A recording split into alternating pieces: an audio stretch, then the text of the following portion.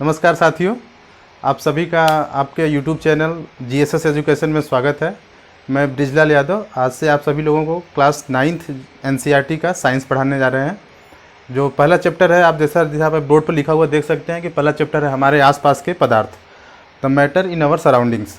मतलब कि हमारे आसपास में जितनी सारी चीज़ें हैं, आप देखे होंगे कुर्सी, मेज, मोबाइल फ़ोन, टीवी, कूलर, जो भी आप देखते हैं आपके आसपास में जितनी भी चीज़ें हैं, उन सभी की चीज़ों के बारे में हम अध्ययन करेंगे कि उनका आकृति, आकार और बनावट, मतलब शेप, साइज और स्ट्रक्चर कैसा है। वो आप देखे होंगे कुछ वस्तुएं गोल होती हैं, कुछ जो होती हैं लंबी होती हैं, कुछ मोटी होती हैं, कुछ छोटी होती हैं। इन सभी वस्तुओं का अलग अलग बनावट होता है, स्ट्रक्चर होता है, शेप होता है, साइज होता है। तो हम क्या करेंगे, उन्हीं के बारे में हमें अध्ययन करना है कि इन सारी वस्तुओं का कैसे बनावट है और ये क्या है, कैसे बनी हुई हैं, उन्हीं के बारे में हमें पढ़ाई करना है। तो जैसा कि आप देखेंगे यहाँ पर लिखा है, देख सकते हैं कि विश्व में प्रत्येक वस्तु जिस सामग्री से मिलकर के बनी होती है उसे पदार्थ कहते हैं।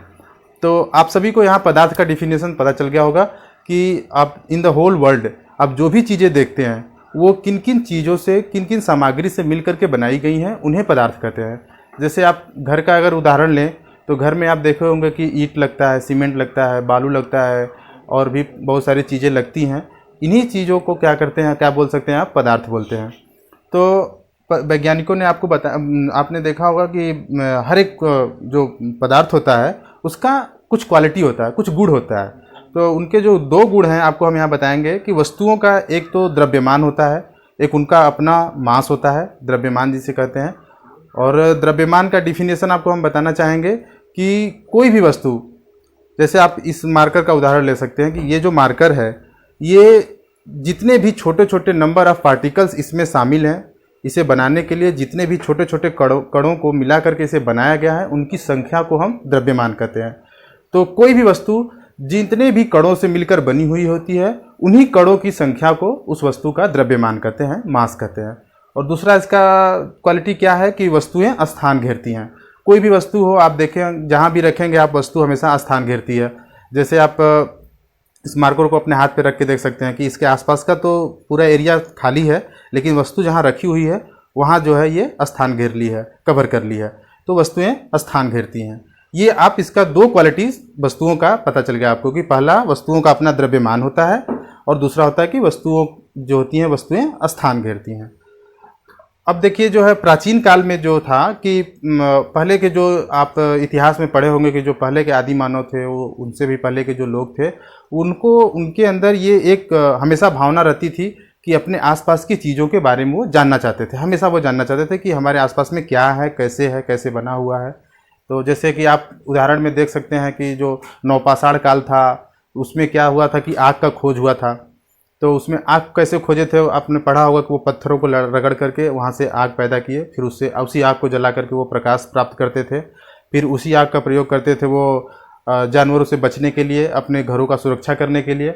और उसके बाद धीरे धीरे एडवांसमेंट होता गया, नए नए रिसर्च आते गए, वैज्ञानिकों ने रिसर्च किया। आपने पढ़ा होगा, नाम सुना होगा कि थॉमस एल्वा एडिसन एक वैज्ञानिक थे जो बल्ब का आविष्कार किए थे, इलेक्ट्रिक बल्ब जो कैसे जलता है। उसके बाद उसमें भी एडवांसमेंट आए। अभी जैसे आप देख रहे हैं एलईडी जल रहा है जो कि बहुत कम ऊर्जा का दोहन करता है।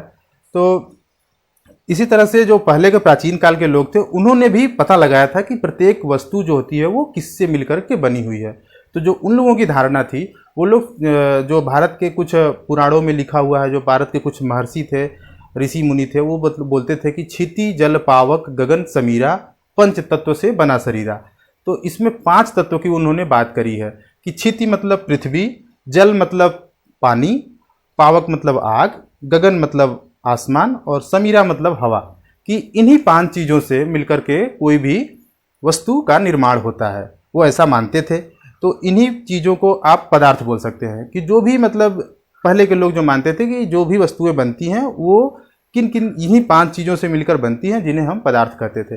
तो बाद में इस पे जो है कि यूनानी दार्शनिक लोग आए, जो जब भारत में जो विदेशियों का आगमन हुआ, तो यूनानी दार्शनिक भी उनके साथ आए थे। उन्होंने भी इस बात को एक्सेप्ट किया और उन्होंने भी माना कि क्षिति जल पावक गगन समीरा पंच तत्वों से बना शरीरा। वो भी मानते थे इस बात को कि जो पहले के भारत के ऋषि महर्षियों ने जो बातें बोली हैं, बताई हैं कि कोई भी वस्तु इन्हीं 5 चीज़ों से मिलकर बनी हुई है, तो ये सत्य था। बाद में फिर एडवांसमेंट आई फिर नया युग आया, फिर साइंटिस्टों ने रिसर्च करना शुरू किया, रिसर्च करते रहे, फिर उन्होंने बताया, वस्तुओं का विभाजन किया, पदार्थों का विभाजन किया, और उन पदार्थों का विभाजन उन्होंने उसके गुणों के आधार पर किया, वस्तु के गुणों के आधार पर उनका विभाजन किया। तो उन गुणों को, जो 2 गुण थे, उन 2 गुणों का नाम उन्होंने बताया। एक पहला था कि फिजिकल प्रॉपर्टी, जिसे हिंदी में कहते हैं भौतिक गुण, और सेकंड था केमिकल प्रॉपर्टी, जिसे कहते हैं रासायनिक गुण। तो आपको जो इस अध्याय में पढ़ना है, आपको पढ़ना है वस्तुओं के भौतिक गुण के बारे में। तो चलिए जानते हैं कि वस्तुओं के भौतिक गुण क्या क्या होते हैं और इनका क्या स्ट्रक्चर होता है, क्या शेप होता है, क्या साइज होता है, उसको हम नेक्स्ट स्टार्ट करते हैं।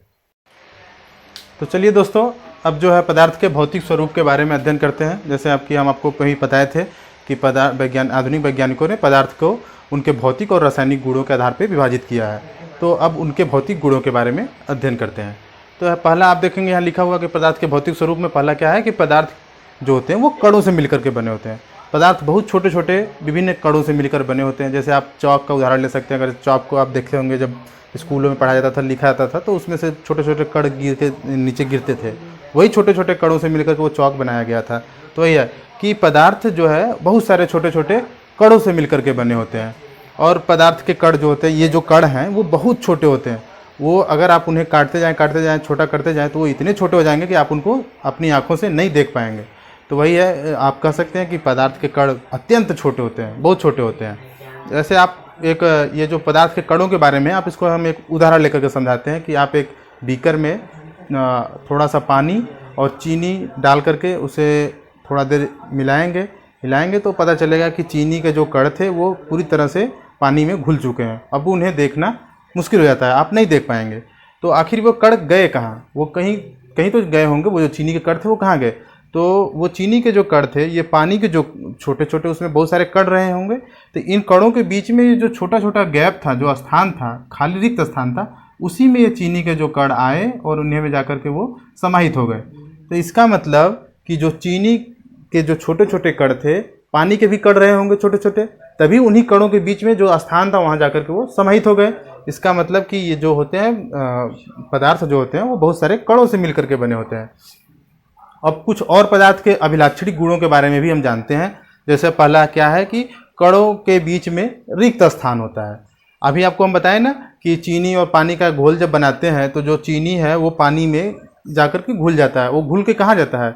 उनके बीच में जो पानी के कणों के बीच में जो रिक्त स्थान है उसी में वो जाकर के समाहित हो जाता है। इसका मतलब कणों के बीच में रिक्त स्थान भी है। तो वो पहला यही आपका अभिलाक्षणिक गुण हो गया कि कणों के बीच में रिक्त स्थान होता है। दूसरा क्या है कि पदार्थ के कण निरंतर गतिशील होते हैं।